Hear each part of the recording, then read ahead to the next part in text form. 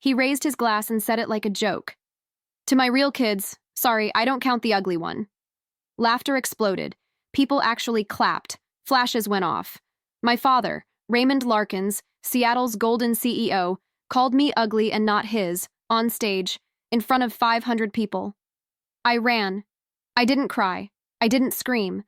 But when I got home, I deleted every contact, then sent one message. Paternity test. Tomorrow. Or I go public. What he didn't know? That test would expose all his lies, not just about me, but about my brothers, and his entire empire. He tried to humiliate me on camera. I answered with DNA. But before we begin, let me know where in the world you're watching from today. It's always fascinating seeing who's joining us from around the world. My name is Ava Larkins, and I'm 34 years old. I live in my childhood home's guest room, sharing space with my two brothers, Cole and Reed, under our father Raymond's critical eye. The dining room still echoes with the clink of silverware and strained silence. I can count the times he's said my name at dinner on one hand. My late mother Marlene's leather-bound journals sit in my bedside drawer, filled with cryptic entries about necessary choices and protecting the future. When I flip through our family albums, there's a pattern I never noticed before. My brother's baby photos fill entire pages, while mine start mysteriously at age 3. My father's jaw always tightens when I ask about my early years. But I've learned to read between the lines of what's missing. But let me start from the beginning. The invitation sat on my dresser for weeks, its gold embossing catching the light like a taunt. Celebrating 40 years of excellence, Raymond Larkins' retirement gala. I traced my fingers over the raised letters, remembering how the office secretary had slipped it to me with an apologetic smile. Dad hadn't even bothered to sign it himself. You know that feeling when you're about to walk into something that'll hurt, but you do it anyway? That was me, standing in front of my mirror, smoothing down my black cocktail dress. I'd chosen something classic, understated, the kind of outfit that wouldn't draw attention.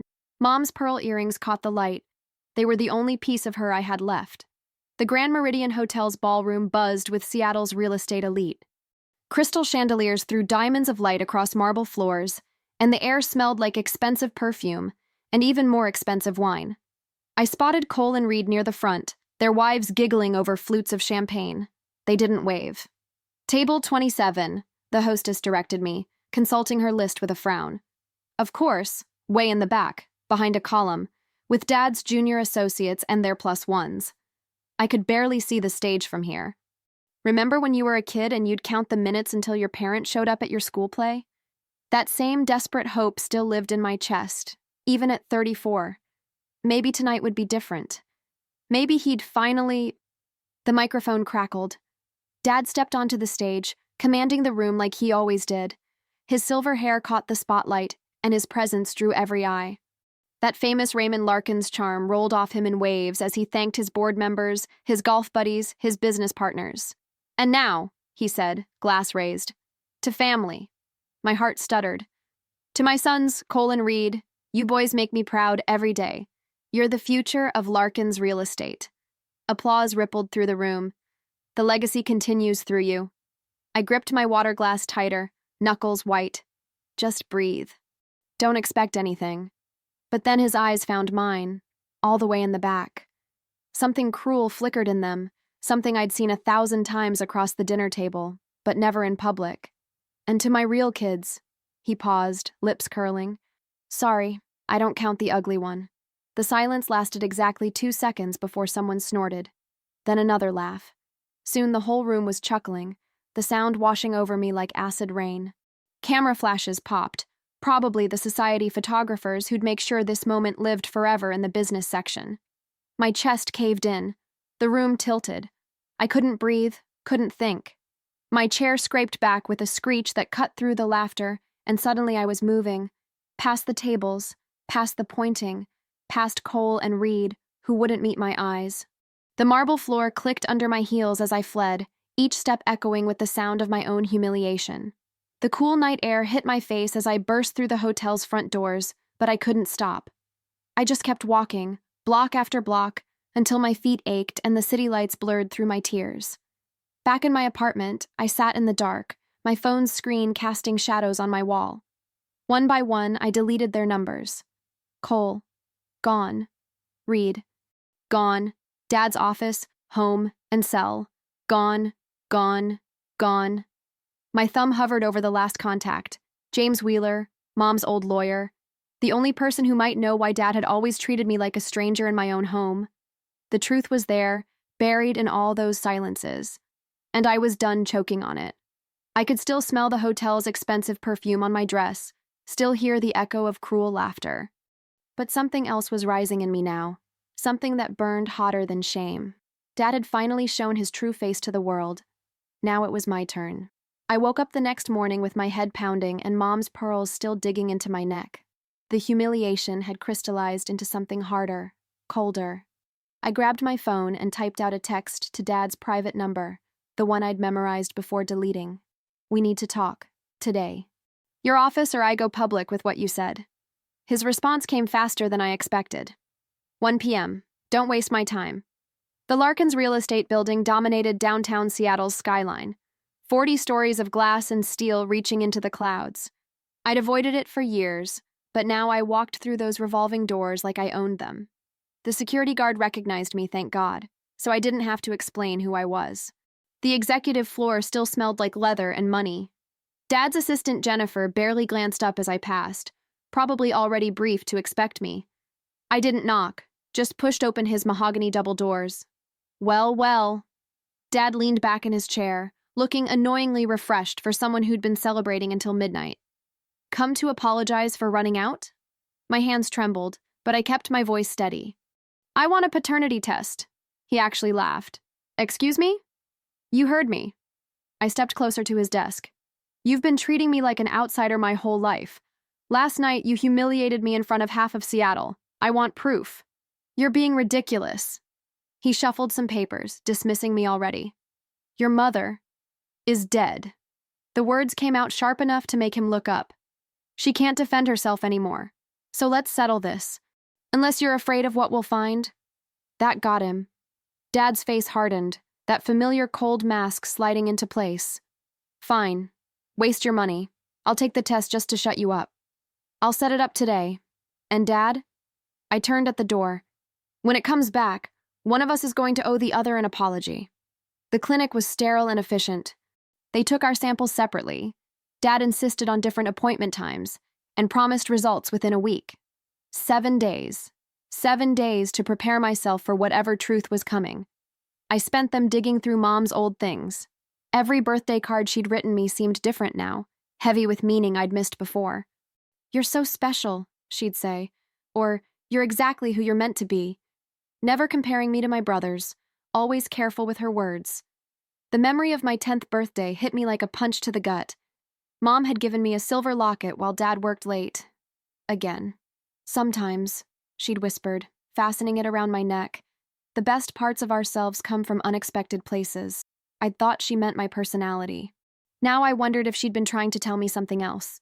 When the envelope arrived, I couldn't open it right away. I sat at my kitchen table, turning it over and over, watching morning light crawl across the manila paper. Finally, I ripped it open. The medical jargon swam before my eyes until I found what I was looking for. Probability of paternity, 00%. My heart stopped. The alleged father, Raymond James Larkins, is excluded as the biological father. I read it 6 times before the words sank in. He wasn't my father. All those years of cold shoulders and missing photos, he'd known. He must have known. My phone buzzed with a text from Jennifer. Your father wants you to know the results are being distributed to the board to clear up any confusion about succession. Another buzz. He's showing everyone. Of course he was. I could picture him strutting around that leather and mahogany office, waving the papers like a victory flag. Finally, proof that the ugly duckling didn't belong in his perfect pond. I pressed my forehead against the cool window glass, watching Seattle's endless rain. Mom's voice echoed in my head. The best parts of ourselves come from unexpected places. She'd known all along. She'd tried to prepare me, in her quiet way. But there was something else in those test results. Something in the genetic markers that made no sense. I needed to understand the science, needed to know exactly what these numbers meant. Because if I was reading them right, this wasn't just about me anymore. I stared at those test results until my eyes burned, but something kept nagging at me. Between the standard markers and genetic data, there were patterns I couldn't ignore. Numbers that seemed to repeat where they shouldn't. You know how sometimes your brain catches something before you consciously understand it? That's what happened as I spread the pages across my coffee table. The genetic markers, the blood types, the probability calculations, they all followed a familiar sequence. Too familiar. I dug through my email, finding the Christmas photos from last year. There we were. Cole with his perfect smile, Reed with Dad's supposed jawline, and me off to the side. I'd always assumed they were mini Raymonds, blessed with his genes while I'd somehow drawn the short straw. But looking at those test results again, my hands started shaking. The numbers didn't lie. The genetic patterns that excluded Raymond as my father, they matched my brother's profiles exactly. Not similar. Identical. That can't be right, I whispered to my empty apartment. Rain pelted against the windows as I paced, my mind racing. If I was reading this correctly, none of us were Raymond's biological children. But that was impossible. Mom would never have... Would she? I grabbed my keys and drove through the downpour to my childhood home. The housekeeper still knew me well enough to let me in, probably figuring I was there to grovel after the retirement party disaster. "Take your time, Miss Ava," she said, leaving me alone in Mom's old study. The leather-bound journals still lined the shelves, but I wasn't interested in those tonight. Instead, I went straight for the filing cabinet in the corner, the one Mom had always kept locked. After she died, I'd found the key taped inside her favorite book of poetry, but I'd never used it. Maybe I'd been afraid of what I'd find. My fingers trembled as I turned that tiny key. The metal drawer slid open with a soft whoosh, revealing neat rows of folders.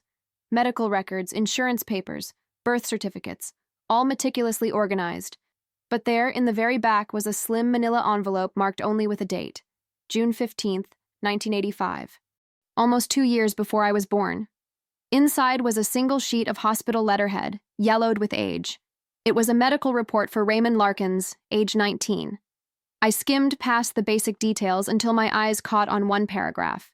Patient presented with severe bilateral orchitis secondary to mumps infection.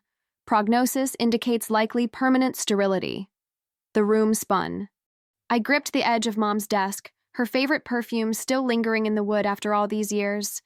That faint scent of gardenias took me right back to watching her get ready for charity galas, carefully dabbing perfume behind her ears while Raymond paced downstairs, impatient to leave. I pulled out my phone and Googled mumps plus male fertility. Link after link confirmed it. Mumps in adolescence often causes permanent sterility. Especially severe cases. Especially bilateral cases. Just like Raymond's. With trembling fingers, I dialed the number for a fertility specialist who'd been quoted in several articles. To my shock, she answered despite the late hour. "Dr. Chen speaking. I'm sorry to call so late, but I need to ask about mumps and male fertility. If someone had a severe case at 19... Bilateral orchitis?" she interrupted. "Yes, exactly. Then the chances of natural conception afterward would be virtually zero. The damage is usually permanent and complete." She paused. "Is this about a current case?" "No," I whispered. "It's about something that happened 35 years ago." After hanging up, I sat in Mom's chair, surrounded by the ghosts of family secrets. The truth hit me like waves. Raymond couldn't father children. Had never been able to father children. Which meant... My hands moved on autopilot, scanning every damning page. The medical report, the fertility statistics, the genetic markers from all 3 paternity tests showing the same impossible pattern. Each page felt heavier than the last as they emerged from the printer. I slipped everything into my bag, then carefully relocked the filing cabinet. As I turned to leave, my eyes caught on a small photo I'd never noticed before, tucked into the corner of Mom's desk calendar. It showed her standing outside a medical building, one hand resting protectively over her stomach. She was smiling, not her usual careful society smile, but something real and hopeful. The date on the calendar page was exactly 1 month after that damning medical report about Raymond. She'd already known then. She'd already started making plans.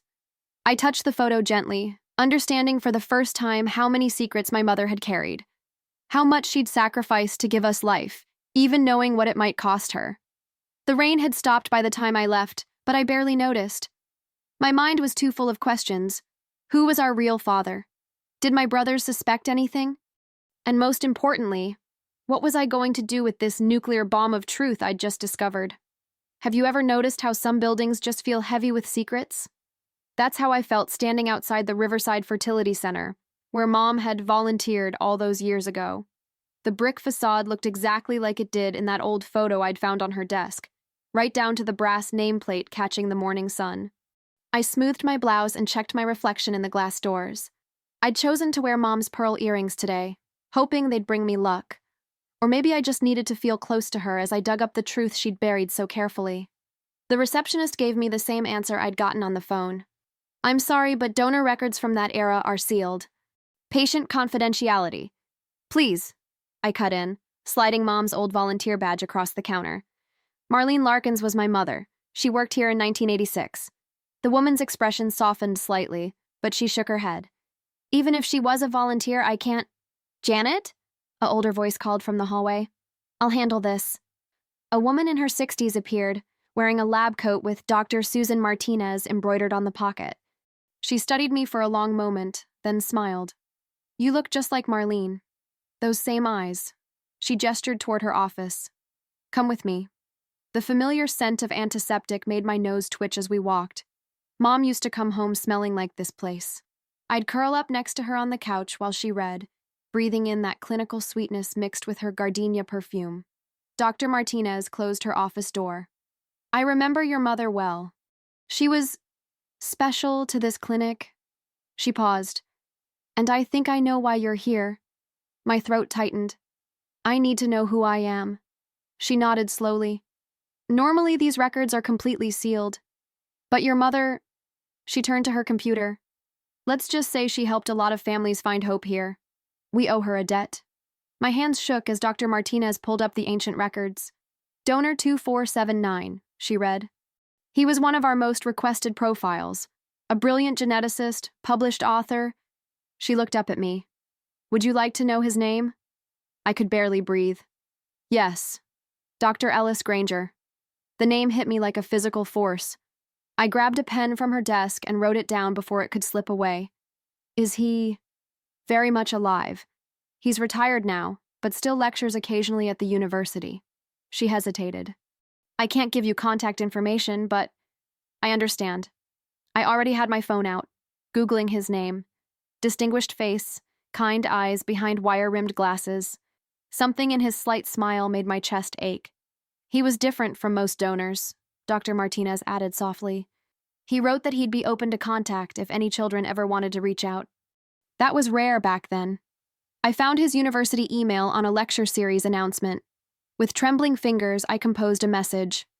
Dear Dr. Granger, I recently discovered some information that suggests you may have been a donor at Riverside Fertility Center in 1986. I would very much like to speak with you if you're willing. Dr. Martinez touched my arm.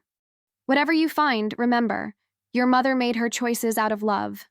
I nodded, unable to speak. As I stood to leave, she pressed a tissue-wrapped bundle into my hands. These are copies of your mother's volunteer files. They don't mention the donation, but I thought you might want them. Back in my car, I sat clutching those papers like a lifeline when my phone buzzed. An email notification. My heart nearly stopped. Dear Ms. Larkins, your message was unexpected but not unwelcome. I remember my time as a donor at Riverside very clearly. While I never knew if any children resulted, I've always hoped I might someday hear from someone like you. I would be honored to meet. Perhaps coffee next week? With warm regards, Ellis Granger. I pressed my forehead against the steering wheel, overwhelmed by possibilities. A real father, answers, maybe even acceptance. Then my phone buzzed again. A text from an unknown number. Ms. Larkins, this is James Morton from Larkins & Associates Legal Department. Mr. Larkins requests an immediate meeting regarding your recent inquiries. Please respond within 24 hours. I deleted the message without replying. Raymond's lawyers could wait. I had a coffee date with my real father to plan. I was halfway through planning my coffee meetup with Dr. Granger when the knock came. You know that hollow sound that makes your stomach drop? Yeah, that one. The process server didn't even make eye contact as she thrust the thick envelope into my hands. You've been served, Ms. Larkins. My fingers trembled as I tore it open right there in my doorway. Legal language swam before my eyes, but certain phrases jumped out like neon signs. Willful defamation, malicious intent, cease and desist. Raymond was suing me for $2 million. I slid down the wall, my legs giving out. The fancy letterhead of Larkins and Associates seemed to mock me from every page. The suit claimed I was spreading malicious falsehoods about Raymond's fertility status to damage his reputation. They wanted me to publicly retract everything and sign an NDA, or face them in court in 30 days. Remember that feeling when you're swimming and suddenly can't touch the bottom? That's where I was, drowning in legal terms and threats, with a clock ticking in my ears. My phone buzzed, a gentle reminder about tomorrow's coffee with Dr. Granger. The contrast between Raymond's cold legal assault and Ellis's warm email hit me hard. I had to cancel. How could I drag him into this mess? But first, I needed help. I scrolled through my contacts until I found Mom's old estate lawyer, Patricia Chen. She'd handled all the post-funeral paperwork and had always struck me as sharp as a tack. Patricia, it's Ava Larkins. I'm in trouble. An hour later, I was in her office, watching her face as she read through the lawsuit. She kept making little sounds that somehow made me feel both better and worse. Well, she said finally, setting down her reading glasses. He's scared. I blinked. What? Raymond, he's terrified. This kind of aggressive legal action, it's not about defamation, it's about silence. She leaned forward. Tell me everything. So I did. The retirement party humiliation, the paternity test, finding out about the mumps, Dr. Granger.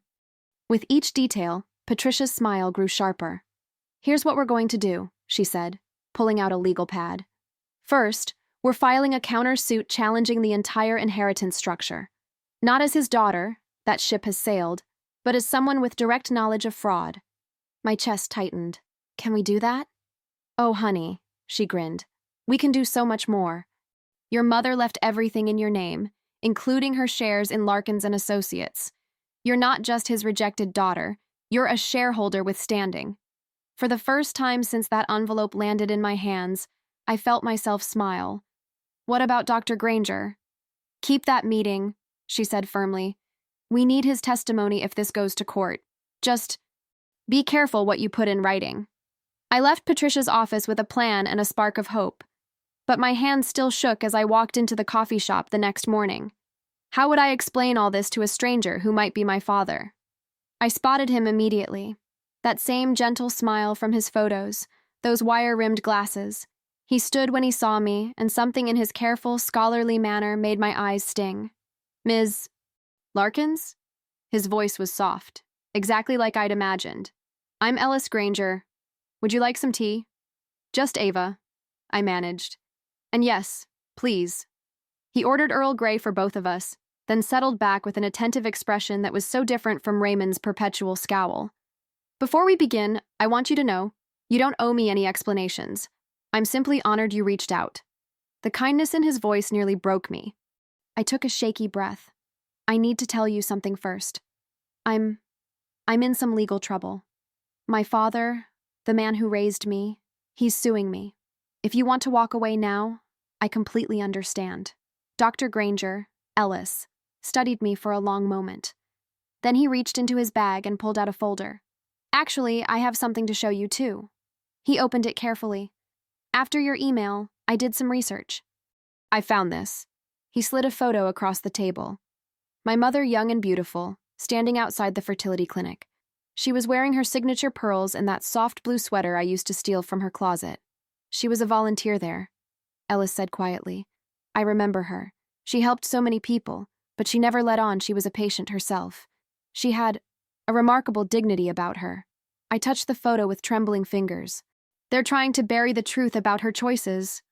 Then, Ellis said, Steele entering his gentle voice, let's make sure they don't succeed. Patricia's office became my second home over the next 2 weeks. You know those movie montages where someone's spreading papers across every surface, connecting dots with red string? That was us, minus the string. The trick, Patricia said one morning, tapping her pen against a stack of documents, is to hit them where they're not looking. She'd traded her usual formal blazer for a cardigan, and empty coffee cups littered her desk. Raymond expects you to fight the paternity issue. He's ready for that. But what he's not ready for Is someone who knows everything, I finished, feeling that familiar fire in my gut. Ever notice how revenge is really just truth with better timing? Ellis had been invaluable, providing medical records and expert testimony about male fertility after mumps. But it was Mom's old diary that gave us our golden ticket. She documented everything: dates, doctor visits, even Raymond's initial diagnosis. The pages still smelled faintly of her perfume, that mix of jasmine and vanilla that used to cling to her sweaters. Your mother, Patricia said, studying the diary entries, was protecting more than just herself. She was protecting you kids from his ego. But now it's time to protect the truth, I said. We filed the inheritance challenge on a Tuesday. Not as Raymond's daughter, that ship had sailed right into his ego, but as a shareholder with direct knowledge of fraud. The paperwork landed like a bomb in Raymond's boardroom. I could almost hear the explosion from across town. My phone started buzzing immediately. First came the angry text from my brothers, all caps, lots of exclamation points. Then the concerned calls from family friends who'd never bothered to check on me before. Finally, Raymond's new wife left a voicemail that was equal parts threats and fake sympathy. You really want to do this? She purred. Think about your future in this town. I deleted it without responding. She'd never understood that my future stopped depending on their approval the moment Raymond showed his true colors at that retirement party. The local gossip mill kicked into overdrive. Every coffee shop conversation seemed to pause when I walked in. People who'd laughed at Raymond's joke now watched me with uneasy curiosity. What did she know? What else was she hiding? Your filing's causing quite a stir, Ellis said during one of our strategy meetings. He'd become an unexpected ally, his quiet strength a stark contrast to Raymond's bluster. The hospital board's particularly interested. I wasn't surprised. Raymond sat on that board too, along with half the town's power players. His carefully curated image was starting to crack. Patricia called me into her office 3 days after we filed. Her face was flushed with excitement. They're panicking, she announced, spreading out a new set of papers. Raymond's lawyers just requested an emergency closed-door meeting. They want to discuss terms before this goes public. I leaned forward. And I told them we'd be happy to meet, right after we submit this to the board. She held up a sealed envelope. Your full evidence packet. DNA tests, fertility clinic records, your mother's documentation, and that lovely audio clip from the retirement party. My heart hammered. You really think this will work? Honey, Patricia said, her eyes gleaming. I think it already is. Your brother's lawyers called this morning. They're filing their own suits. I sat back, letting that sink in. The family that had excluded me for decades was now imploding, all because I'd finally stopped accepting their version of the truth. One more thing, Patricia added, pulling out a final document. We need to protect your interest in the company before this gets messy. Sign here. As I took the pen, I remembered all those childhood dinners where my name was never spoken, all those family photos where I stood at the edge. Now I was center stage, not as the rejected daughter, but as someone with the power to reshape Raymond's entire legacy. My signature looked strong and clear on the paper. No more making myself small. No more grateful acceptance of scraps. The clock was ticking for Raymond's empire, and for once, time was on my side. You know that moment when you're standing at the edge of something huge and your whole body screams at you to step back? That's where I found myself on Thursday morning, staring at the manila envelope on my kitchen counter. Inside was everything. The DNA results showing none of us were Raymond's, Mom's detailed fertility clinic records, medical documents about his teenage mumps, and that damning audio from his retirement party. I'd listened to it so many times I could recite his words from memory. And to my real kids, sorry, I don't count the ugly one. Followed by that awful laughter. My hands wouldn't stop shaking as I made coffee. The familiar scent of dark roast brought me back to Sunday mornings at home, watching Raymond read his paper while ignoring my presence at the breakfast table. Even the good memories were tainted now. Patricia had triple-checked everything. It's bulletproof, she'd assured me. Once the board sees this, there's no coming back. But standing there alone, doubt crept in like a cold draft. Was I really ready to blow up not just Raymond's life, but my brother's too? They might have been jerks, but they were still the kids I'd grown up with. The ones who occasionally let me play video games with them when Raymond wasn't home. The ones who'd shared their Halloween candy with me, even if it was just the candy corn nobody wanted. I grabbed my keys and the envelope, forcing myself toward the door before I could change my mind. The drive to Raymond's office building felt surreal, like I was watching someone else navigate the familiar streets of our town. The same streets where people would soon be whispering about the Larkins family scandal. The lobby was quiet when I walked in. Security knew me. I'd visited often enough over the years, always trying to catch a moment of Raymond's time, always being told he was too busy. "Morning, Miss Larkins," the guard said, barely glancing up. "Morning, Joe." My voice sounded steadier than I felt. "Just dropping something off for the board." He nodded, already back to his crossword puzzle. No idea he was witnessing the moment everything would change. The elevator ride to the executive floor was 17 seconds of pure anxiety. I counted each one, clutching the envelope like it might explode. When the doors opened, I walked straight to Margaret, the board secretary who'd always been kind to me. "This needs to go to each board member," I said, placing the envelope on her desk. "It's about Raymond Larkins and company succession." Margaret's eyebrows rose slightly, but she nodded. "I'll see to it personally." Walking away was the hardest part. Each step felt like moving through mud, my legs trembling so badly I had to stop in the lobby bathroom to collect myself. In the mirror, I saw Mom's eyes staring back at me. Would she understand? Or had she kept these secrets buried to protect us all? I made it to my car before the tears started. Not sad tears, these were different. Relief mixed with terror mixed with something that felt dangerously close to power. My phone buzzed all afternoon, but I ignored it. I ordered takeout, opened a bottle of wine, and tried to distract myself with mindless TV. Around 8, my best friend Melissa's name lit up my screen. "Have you seen the news?" she asked without preamble. My heart stopped. "What news?" "Turn on Channel 7. Right now." I fumbled for the remote, nearly dropping it as I switched channels. There it was, scrolling across the bottom of the screen. Breaking. Questions arise about Larkin's real estate succession plan. Emergency board meeting called. The wine glass slipped from my hand, splashing red across my carpet like blood. But I barely noticed. Because there, larger than life on my TV screen, was Raymond's face. And for the first time in my life, he looked afraid. I'd done it. Actually done it. The truth was out there now, making its way through the hands of people who could actually do something about it. No more hiding. No more pretending. Melissa was still talking, but her words faded into background noise as I watched the news ticker continue its relentless scroll. Tomorrow would bring chaos. Lawyers, reporters, angry family members. But tonight I felt something I hadn't experienced since that retirement party. Peace. My phone buzzed again. Raymond's number. I let it ring. I'd always imagined revenge would taste sweet, but watching Raymond's empire crumble felt more like drinking bitter medicine. Necessary, but hard to swallow. The morning after the board meeting, every local news outlet ran the story. By lunch, it had hit the national feeds. "Real estate mogul's legacy built on lies," screamed one headline. "DNA scandal rocks Larkin's empire," declared another. My phone wouldn't stop buzzing with texts from people I hadn't heard from in years, suddenly desperate to reconnect. "Funny how scandal makes you popular. Remember those fancy charity galas Raymond used to host? The ones where I'd hover at the edges trying to look invisible?" Now his society friends were doing the same disappearing act. The board's statement was particularly brutal. "In light of recent revelations concerning Mr. Larkin's personal matters, we are conducting a thorough review of succession planning and leadership structure."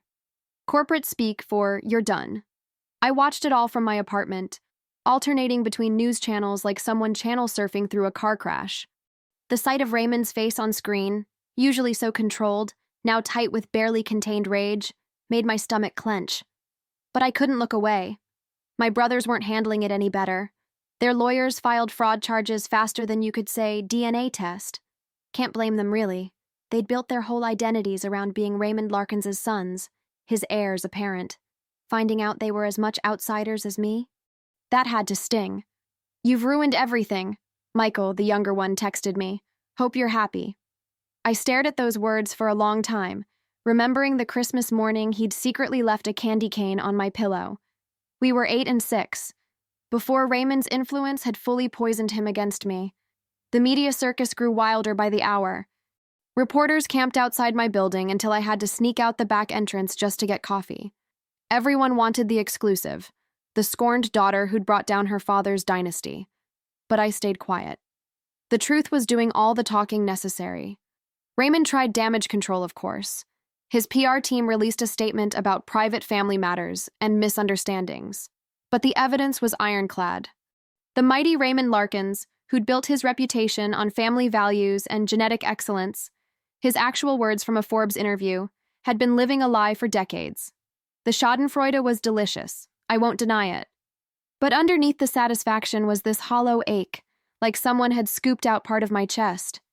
Because dismantling a false family still meant losing the only family I'd known, warped as it was. Then my phone rang. Unknown number. Ava? The voice was gentle, academic. Dr. Ellis Granger. I've been following the news. My throat tightened. I'm sorry if this has caused you any... No, he cut in. I'm calling because, well, I've been thinking about legacy, real legacy, not the kind built on lies. I sank onto my couch, heart pounding.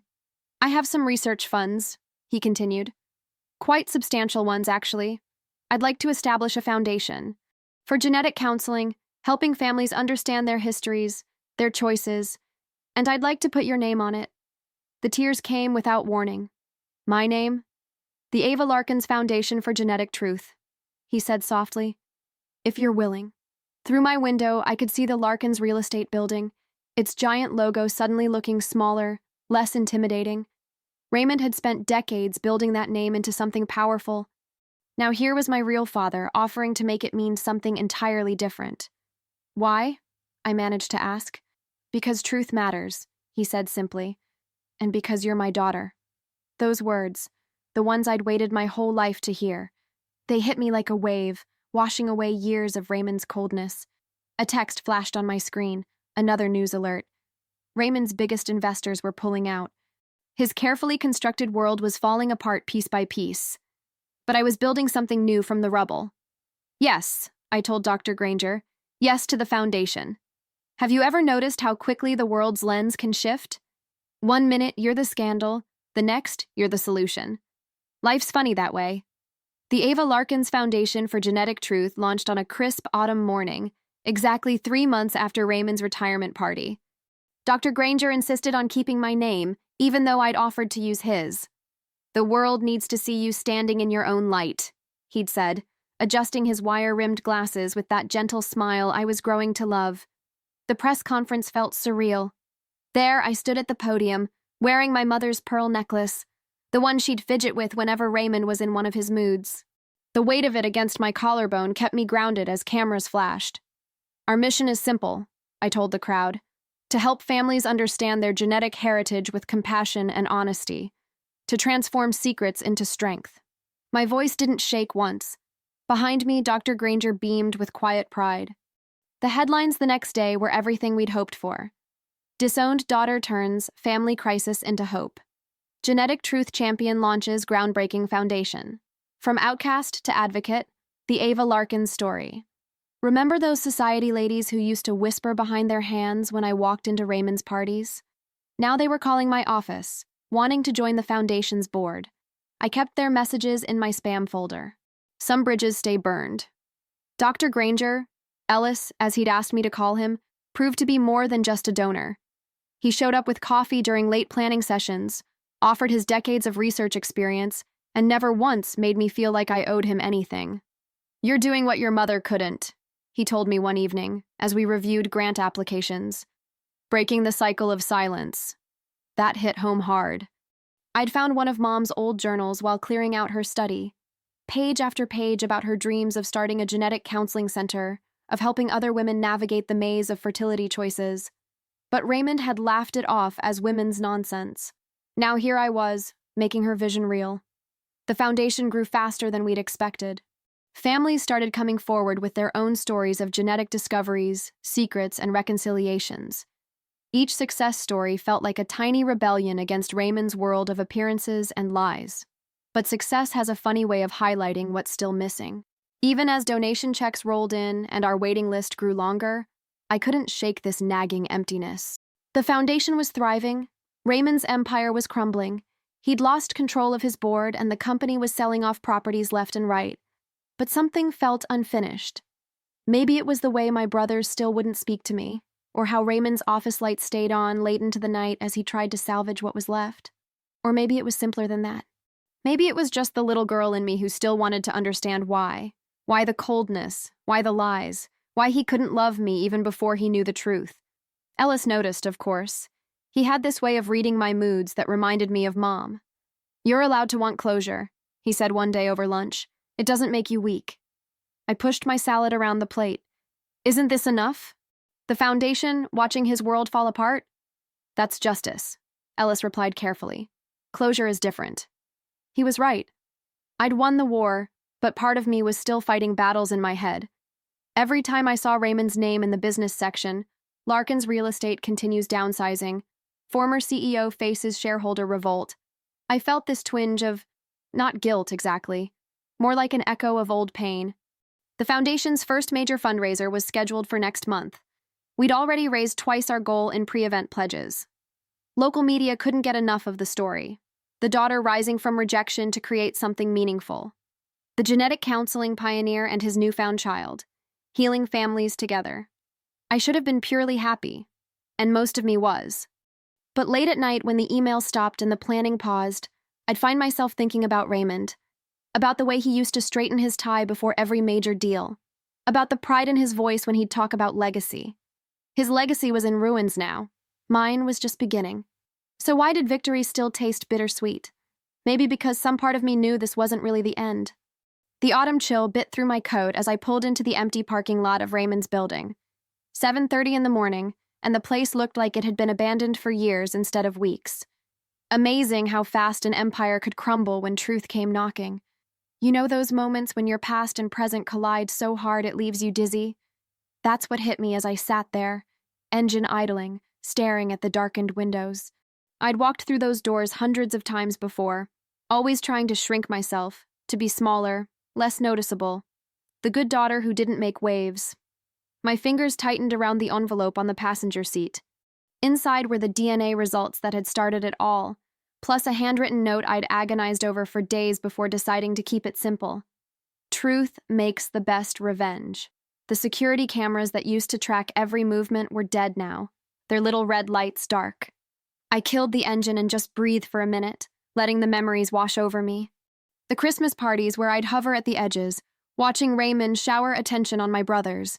The staff meetings where he'd introduce me as our other employee instead of my daughter.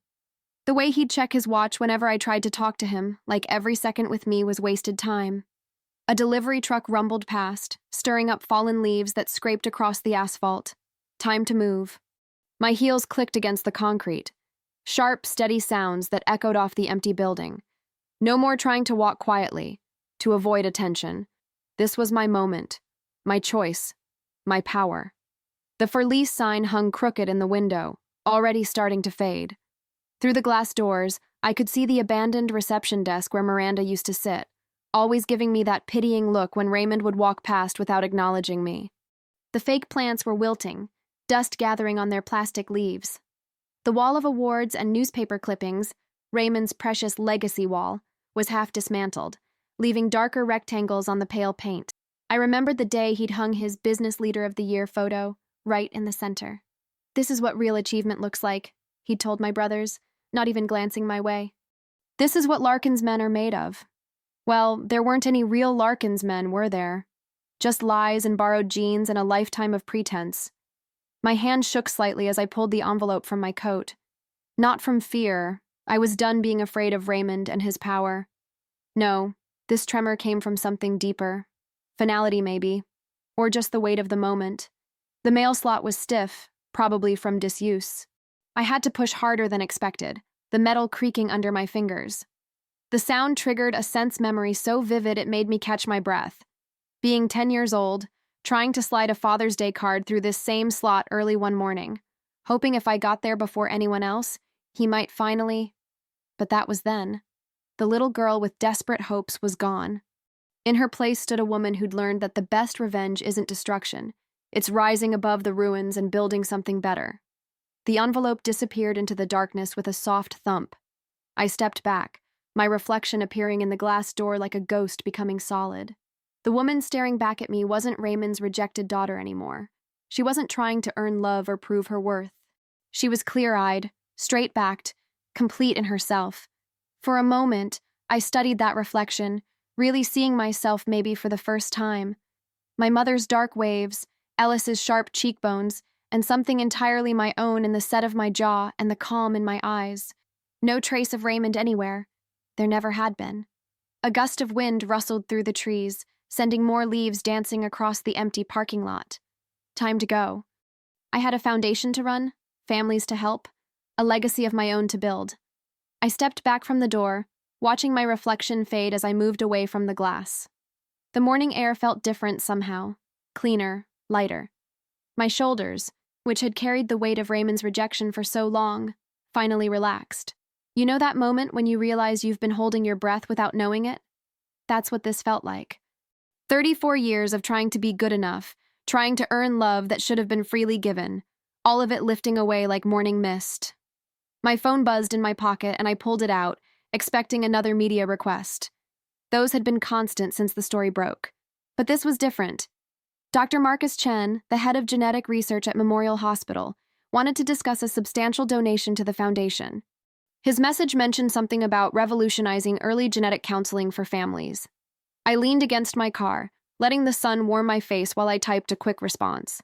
The foundation had started as a way to honor both my parents, my real father's scientific legacy, and my mother's dream of helping families navigate difficult truths.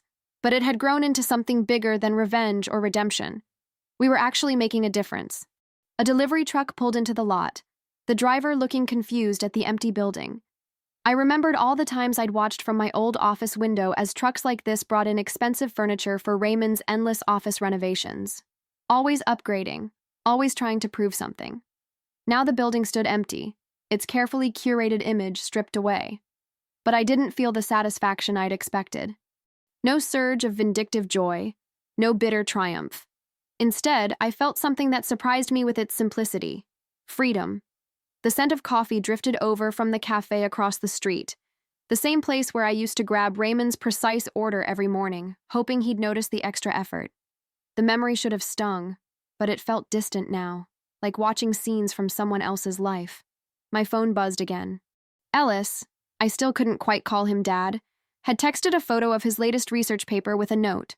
Thought you might find this interesting. Proud of what you're building. The word proud made my throat tight, not because I needed it anymore, but because it was freely given, no strings attached. I pushed off from the car, my heels crunching on scattered gravel.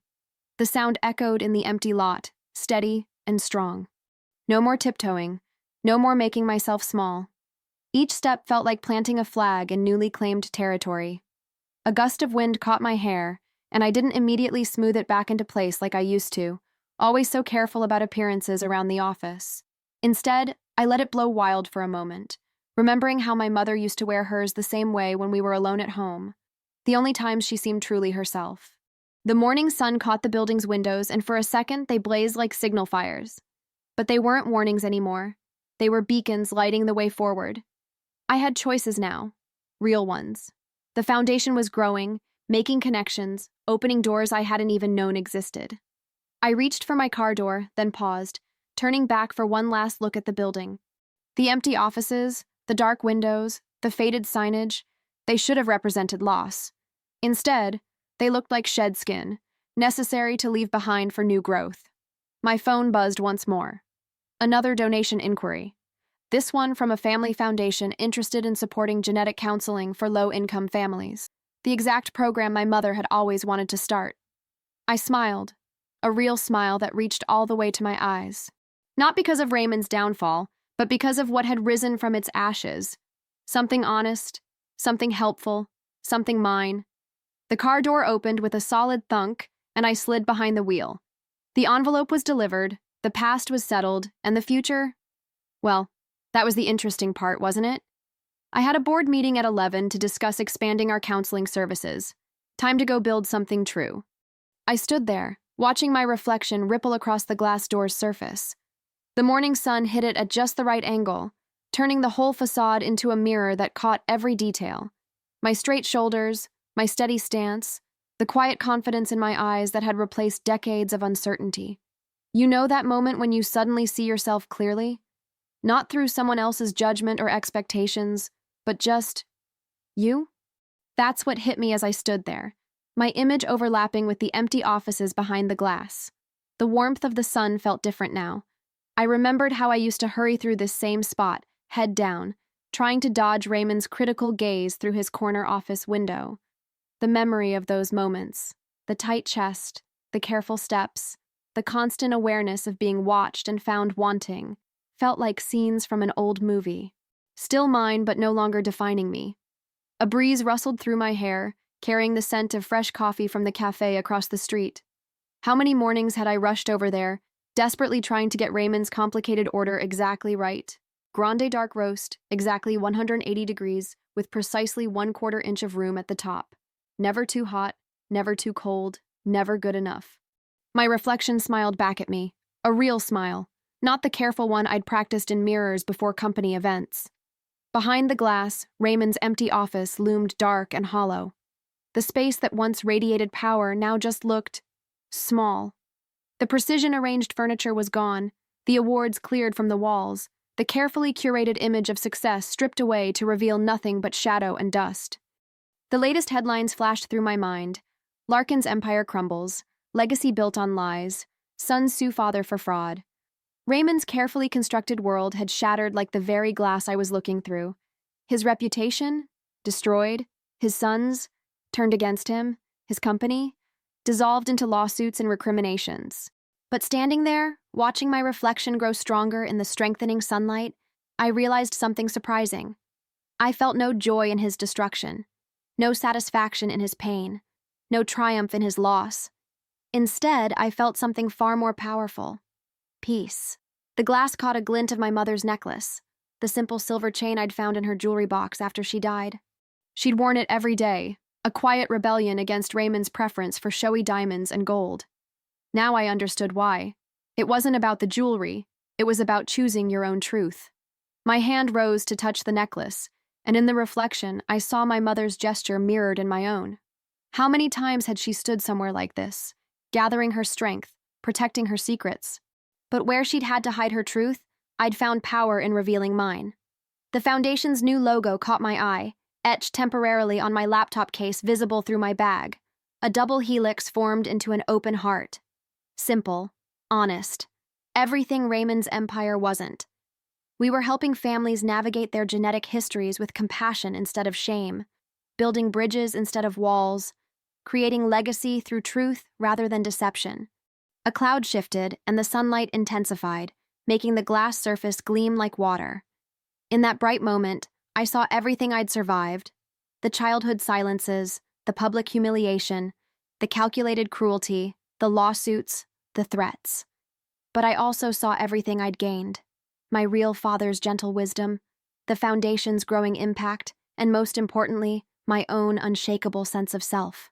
The woman in the reflection looked back at me with clear eyes and a slight smile, not the desperate daughter seeking approval, but the strong woman who had finally become whole. My fingertips touched the cool glass one last time, leaving no mark.